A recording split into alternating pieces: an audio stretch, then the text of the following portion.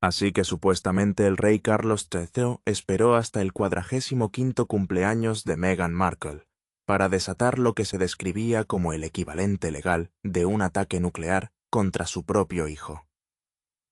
El momento, al menos dentro de este dramático relato, difícilmente podría haber sido más calculado, porque mientras el mundo estaba concentrado en las celebraciones del cumpleaños de Meghan en Montecito, las publicaciones en las redes sociales y las interminables especulaciones sobre sus últimos planes de negocios, una historia completamente diferente, supuestamente se estaba desarrollando lejos de California. Se afirma que detrás de los muros del palacio, Carlos estaba preparando una amplia maniobra legal que iría mucho más allá de un desacuerdo familiar y abarcaría el dinero, las propiedades, la herencia e incluso la historia privada de la casa de Windsor. Ya no se trataba de viejas discusiones, entrevistas controvertidas o las consecuencias emocionales de una boda años antes. La historia que se presenta es la de un monarca supuestamente sentado en Sandringham, con documentos legales extendidos sobre un escritorio, preparándose para remodelar la arquitectura financiera que rodea a la familia real y crear barreras entre los bienes reales y los parientes que viven permanentemente en el extranjero. Lo que hace que la acusación sea especialmente dramática es la sugerencia de que Carlos se basó en un oscuro mecanismo constitucional de emergencia conocido solo por un pequeño círculo de asesores legales. Según esta versión de los acontecimientos, las celebraciones del cumpleaños fueron simplemente una distracción, mientras la maquinaria de la monarquía se ponía en marcha silenciosamente. La línea de tiempo es lo que hace que la historia suene casi cinematográfica. A principios de agosto de 2022, mientras la atención de los medios internacionales seguía muy centrada en el cumpleaños de Meghan y la cuestión de si los miembros de la familia real lo reconocerían públicamente, Charles supuestamente estaba en Sandringham lidiando con un documento descrito como cortisol. La terminología en sí misma debería plantear preguntas de inmediato, porque no se trata de un mecanismo constitucional reconocido del tipo que se describe aquí, y afirmaciones de esta magnitud requerirían pruebas documentales serias antes de que puedan ser tratadas como un hecho. Sin embargo, dentro de la narrativa, el supuesto mecanismo se presenta como un dispositivo constitucional de emergencia capaz de permitir al soberano reestructurar ciertos activos no pertenecientes a la corona sin la participación normal del Parlamento o el gabinete. La historia lo compara con activar una alarma de incendio que cierra simultáneamente todas las puertas de un edificio.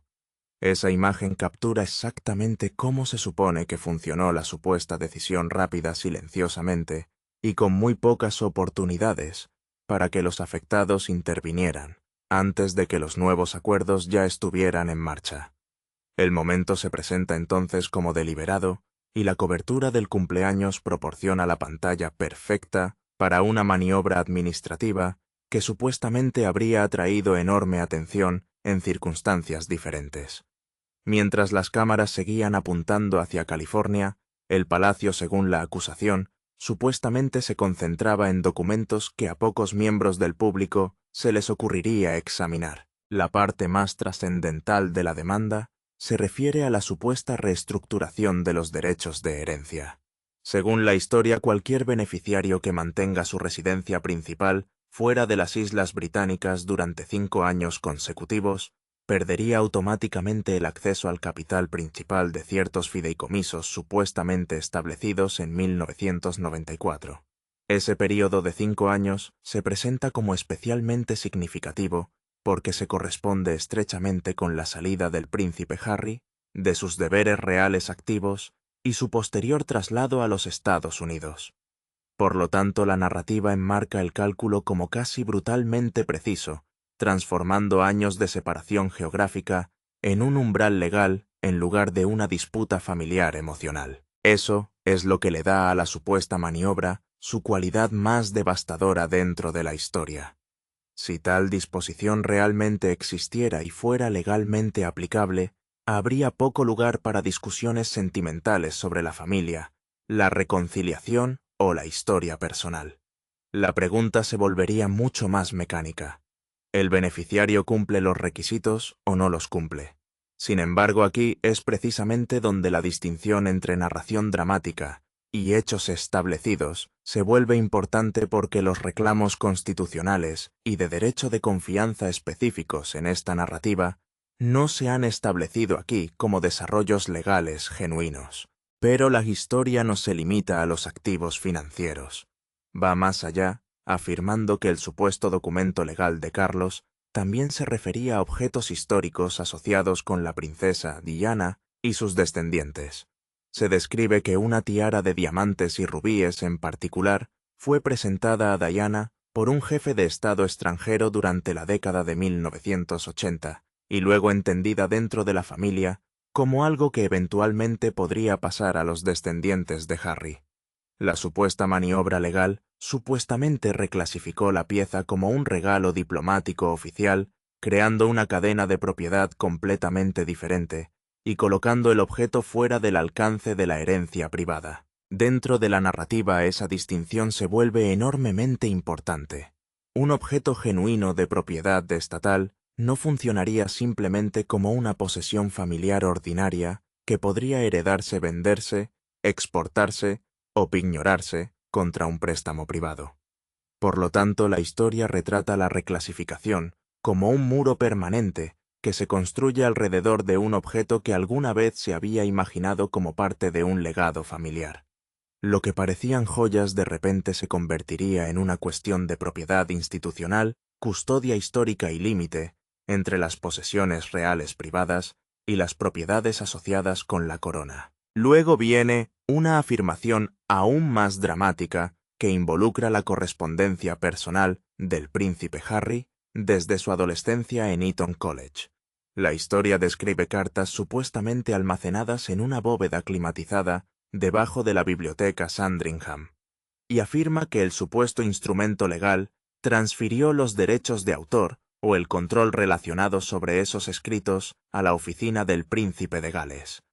Es una imagen sorprendente, cartas privadas de adolescentes escritas mucho antes de que Harry se convirtiera en una de las figuras reales más reconocibles del mundo, supuestamente transformadas décadas después en activos legales controlados por la oficina de su hermano. La implicación es deliberadamente escalofriante.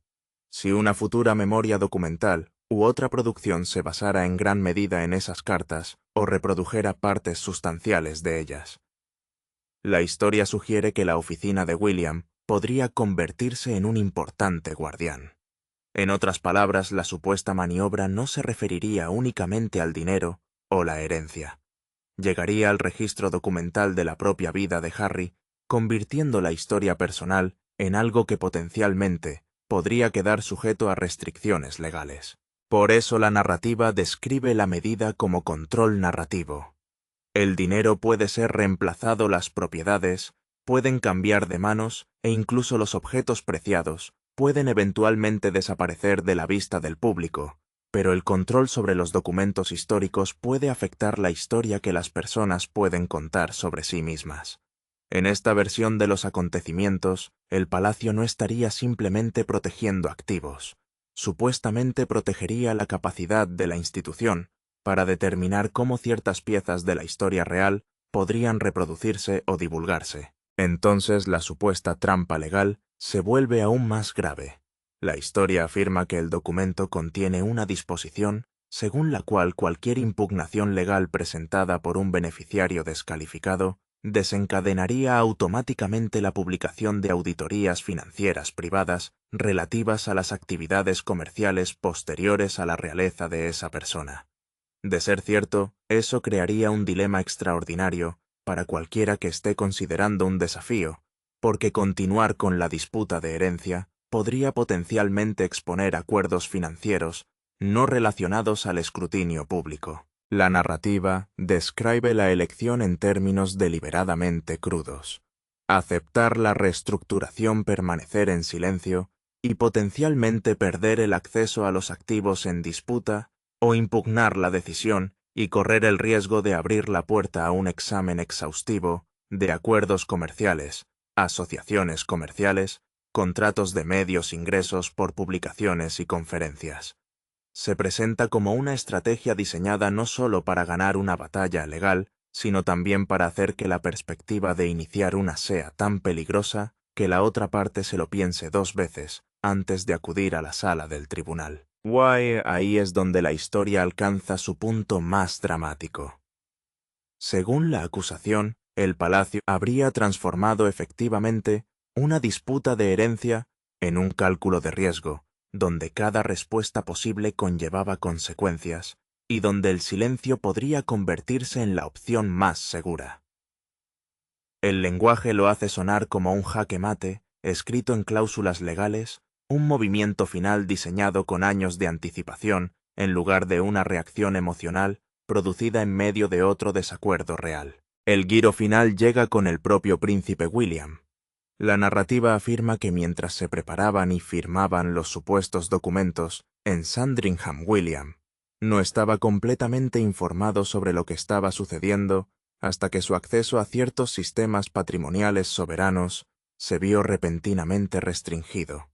Una supuesta conexión digital entre el Palacio de Kensington y Sandringham supuestamente se desconectó, lo que provocó confusión dentro de la oficina de William y provocó una serie de llamadas sin respuesta. Según la historia, la atmósfera dentro del palacio cambió casi instantáneamente.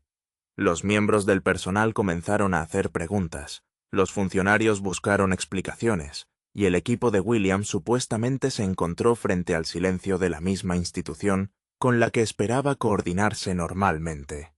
Mientras tanto, Carlos supuestamente estaba a puerta cerrada con sus asesores legales, tomando decisiones que podrían redefinir no solo la relación entre padre e hijo, sino también los límites financieros e institucionales que rodean a toda una generación de la familia real. Sin embargo, detrás de todo el drama, una pregunta sigue siendo más importante que los detalles sensacionalistas.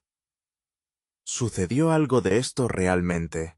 El mecanismo específico del cortisol, el supuesto instrumento legal de agosto de 2026, la cláusula de inhabilitación de 5 años, la reclasificación de la tiara de Diana y la supuesta transferencia de las cartas de adolescente de Harry, no han sido establecidos aquí como hechos verificados. Por lo tanto, deberían tratarse como una narrativa ficticia o especulativa no verificada, y no como un relato confirmado de las acciones tomadas por el rey Carlos III o la familia real británica. Y el príncipe de Gales tuvo que tomar la decisión de subirse a un helicóptero y volar a Norfolk sin el aviso previo estándar de 48 horas, ni el control de seguridad. Cuando aterrizó bajo una lluvia torrencial e intentó acceder al piso superior de Sandringham, descubrió que sus privilegios de acceso biométrico habían sido borrados sistemáticamente del registro del sistema local en las 2 horas anteriores. Una orden administrativa emitida directamente por el guardián del tesoro privado bajo la prerrogativa soberana del rey lo había excluido del sistema de entrada. Presionó el pulgar contra el escáner luz roja tono electrónico, bajo acceso denegado a través de la rendija de cristal de la puerta de seguridad reforzada. William vio a Sir Clive Alderton, el secretario privado del rey, caminando por el pasillo interior llevando un maletín de cuero, cerrado con llave, y una etiqueta aduanera azul que indicaba el tránsito diplomático internacional. Cuando William golpeó bruscamente el cristal, Alderton levantó una orden ejecutiva firmada que ordenaba silencio operativo total y siguió caminando. Ahora quiero hacer una pausa aquí porque este detalle es realmente asombroso cuando lo piensas. El heredero al trono, el futuro rey, fue físicamente excluido de un edificio que se suponía heredaría mientras observaba al personal del rey pasar ante él documentos que alterarían permanentemente la estructura financiera de la institución que está destinado a dirigir. Y la razón por la que no pudo hacer nada legalmente al respecto es aún más notable. William había firmado sin darse cuenta el mecanismo que lo hizo posible 2 años antes, durante una reestructuración patrimonial de rutina. Hubo un arrendamiento cruzado para un terreno cerca de Highgrove que contenía una subcláusula oculta que otorgaba al monarca reinante el derecho permanente a reasignar un valor equivalente de activos no territoriales durante una reestructuración familiar. William lo firmó sin examinar la letra pequeña. Ese contrato de arrendamiento estándar se convirtió en la palanca legal exacta que Charles necesitaba para ejecutar esta redistribución masiva de riqueza sin resistencia administrativa. El príncipe de Gales, sin saberlo, le había proporcionado a su padre la llave para dejarlo fuera. Eso no es solo ironía, es una planificación patrimonial realizada a un nivel de sofisticación que la mayoría de los bufetes de abogados no podrían lograr si se les diera una tetita para preparar. Vale la pena examinar la ceremonia de testificación en sí misma porque revela con qué cuidado el equipo legal del palacio la construyó para resistir cualquier desafío futuro. Según la ley británica, la modificación del testamento privado de un soberano no puede ser presenciada por familiares, empleados de palacio ni nadie que pueda beneficiarse del patrimonio. Los testigos deben ser totalmente imparciales, así que el palacio trajo a Dame Sarah Aspen, jueza del Tribunal Superior, a Sir John Baker, canciller de la diócesis de Norwich, y al profesor David Starkey, historiador constitucional. 3 personas con credenciales intachables que no tenían ningún interés personal en el resultado. Los 3 tenían que estar físicamente presentes en la misma habitación, al mismo tiempo observar al rey firmar el documento y luego firmarlo ellos mismos en su presencia, para cumplir con la Ley de Testamentos de 1837. Cuando William entró en la sala con una copia impresa de las regulaciones de la enmienda y exigió un alto inmediato argumentando que la reasignación de reliquias históricas requería un certificado de verificación secundaria del Victoria and Albert Museum, el juez del Tribunal Superior le informó con calma que el rey ya había obtenido ese certificado durante una audiencia privada en Londres 3 días antes. Todas las objeciones habían sido anticipadas. Cada desafío procesal había sido neutralizado de antemano. La firma en sí duró menos de 3 minutos. El rey Carlos entró en la habitación a las 4:20 apoyado en un bastón con empuñadura de plata. No miró a su hijo.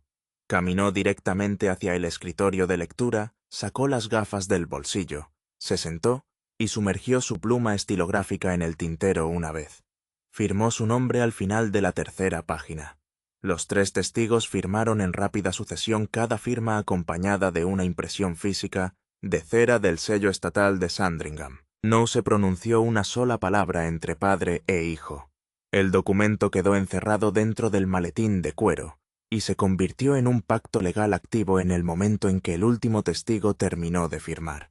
Inmediatamente después sonó el sistema telefónico interno con una llamada urgente del guardián del Privy Purse, informando que las principales terminales contables de Londres habían bloqueado automáticamente 3 importantes archivos de inversiones en el extranjero que contenían las reservas de capital líquido del Ducado de Lancaster, al bloquear estos archivos bajo una enmienda de fideicomiso condicional. Charles aseguró que su sucesor no pueda acceder al capital central sin cumplir con las condiciones de gestión restrictivas, redactadas por el equipo legal de Norwich. Un extracto bancario físico descubierto dentro de un cajón de un escritorio reveló que una enorme porción de riqueza privada en el extranjero había sido transferida a un fondo de dotación independiente permanente, dedicado exclusivamente al mantenimiento y restauración de apartamentos estatales históricos en el Castillo de Windsor y el Palacio de Holyrood, en Escocia.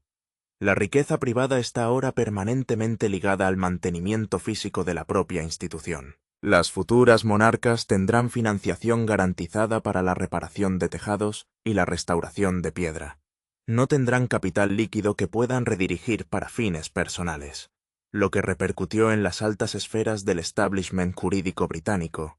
En los días siguientes fue un silencioso reconocimiento de que se había roto permanentemente una línea infranqueable. Los bufetes de abogados londinenses de alto nivel, que se especializan en la gestión patrimonial de élite, comprendieron de inmediato lo que esto significaba. El palacio ya no intentaba gestionar las fricciones internas mediante campañas de relaciones públicas, conferencias de prensa amables o ajustes tácticos temporales. La Casa de Windsor había optado por desplegar la autoridad absoluta e inquebrantable de la ley de propiedad para imponer el cumplimiento estructural total y el silencio operativo absoluto en todas las ramas de la familia. Entre los asesores principales y miembros clave de la Casa Real se formó un consenso de que si bien la brusquedad y el secretismo fueron sorprendentes, se trataba de una intervención inevitable para neutralizar la inestabilidad persistente que se originaba en la sucursal de California. Durante años las fricciones causadas por empresas comerciales externas y los comentarios públicos del joven príncipe habían amenazado la estabilidad y la dignidad de la corona a largo plazo. Al optar por eludir las negociaciones interpersonales tradicionales y en cambio codificar límites financieros estrictos, Charles proporcionó un modelo definitivo para manejar las crisis internas. La mentalidad pasó de ver esto como una disputa familiar emocional a entenderlo como una consolidación defensiva vital de los recursos soberanos. La transformación en la forma en que la monarquía gestiona sus relaciones internas ya está completa. La dependencia tradicional de entendimientos hablados y objetivos familiares compartidos ha sido reemplazada por completo por cláusulas de confianza formales, umbrales de residencia estrictos y títulos de propiedad inmutables. Altos asesores y expertos constitucionales observaron que la monarquía ha optado por protegerse de la volatilidad futura, haciendo que su riqueza fundamental sea legalmente impermeable a las presiones externas. Ya no se permitirá que las ambiciones individuales comprometan la seguridad financiera o la continuidad histórica de la corona. Este enfoque sistemático también ha redefinido el papel del heredero al trono, posicionando al futuro soberano como el guardián de una arquitectura jurídica fuertemente fortificada en lugar del dueño absoluto de un patrimonio fluido. Inicialmente, William se resistió a estos cambios, considerándolos una infracción de las prerrogativas tradicionales del siguiente en la fila. Pero el establishment real en general ve el resultado a través de una lente de necesidad pragmática. Al encerrar las reservas de capital central en fideicomisos de mantenimiento dedicados e imponer rígidas medidas de rendición de cuentas, Charles ha garantizado que quienquiera que ocupe el trono en las próximas décadas lo haga con una base institucional garantizada. El problema es que la base viene con esposas. El futuro rey hereda una corona equipada con una armadura legal inquebrantable, pero también hereda parámetros financieros que no puede alterar. Para los hogares de California las implicaciones son graves e irreversibles. La red de seguridad financiera, que probablemente se suponía, era un derecho inmutable de nacimiento. Ha sido sometida a una auditoría exhaustiva y en el proceso el rey ha instalado una trampilla permanente. El umbral de residencia de 5 años significa que incluso si Harry regresara al Reino Unido mañana y restableciera su residencia principal, los 6 años que ya pasó en el extranjero habrían provocado la descalificación. No hay periodo de curación, no hay provisión de gracia. El lenguaje del fideicomiso es absoluto, y el mecanismo de no divulgación significa que cualquier intento de impugnarlo legalmente expondría cada proyecto comercial de los últimos 5 años al escrutinio público, cada acuerdo de asociación, cada proyección de ingresos, cada declaración de impuestos.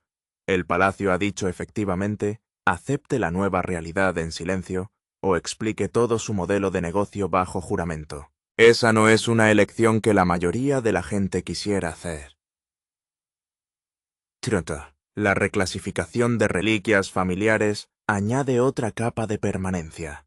Los artículos que durante décadas se entendieron que estaban destinados al hijo menor de Diana y a sus hijos ahora son propiedad estatal y se encuentran en la Torre de Londres. La transferencia de derechos de autor del archivo significa que las descripciones de la vida familiar desde la perspectiva adolescente de Harry están controladas por la oficina de William. Los fideicomisos financieros que habrían proporcionado distribuciones de capital en hitos de edad específicos ahora están condicionados a requisitos geográficos que no se pueden cumplir desde California. Todo camino de regreso a los recursos institucionales se ha cerrado sistemáticamente, no mediante cartas airadas o declaraciones públicas, sino mediante la silenciosa maquinaria de títulos de propiedad y enmiendas de fideicomisos y restricciones de acceso biométrico. Lo que Charles ha logrado visto a través del frío lente de la estrategia institucional es una clase magistral sobre defensa legal preventiva. Tomó un período de intensa volatilidad interna y fragmentación familiar, y lo utilizó como justificación para una maniobra constitucional de emergencia que protegerá los recursos de la corona durante generaciones. La era de límites suaves y compromisos emocionales dentro de la monarquía británica terminó esa lluviosa tarde de martes en Sandringham. La nueva realidad está codificada, blindada y enteramente inmune a los caprichos emocionales de la plaza pública. La Casa de Windsor opera ahora como una corporación rígida regida por el frío cálculo de la ley de propiedad. Los futuros soberanos ascenderán no como dueños de una fortuna fluida, sino como guardianes de una arquitectura legal fuertemente fortificada, diseñada para perdurar durante siglos. La aceptación silenciosa que resonó en los pasillos del poder en Londres confirmó que las reglas de enfrentamiento habían sido reescritas irrevocablemente. No hay lugar para futuras disidencias, ni para apelaciones emocionales, ni para un mecanismo de revocación legal. El camino a seguir para la monarquía británica está totalmente claro. La institución ya no está a merced de las relaciones personales, ni de las dinámicas familiares cambiantes. Está protegido por un marco legal inquebrantable, soberano, seguro y totalmente autónomo. La era de la monarquía blanda ha terminado, y las primeras víctimas de este nuevo orden son las mismas expectativas de los miembros de la familia que intentaron operar independientemente de él.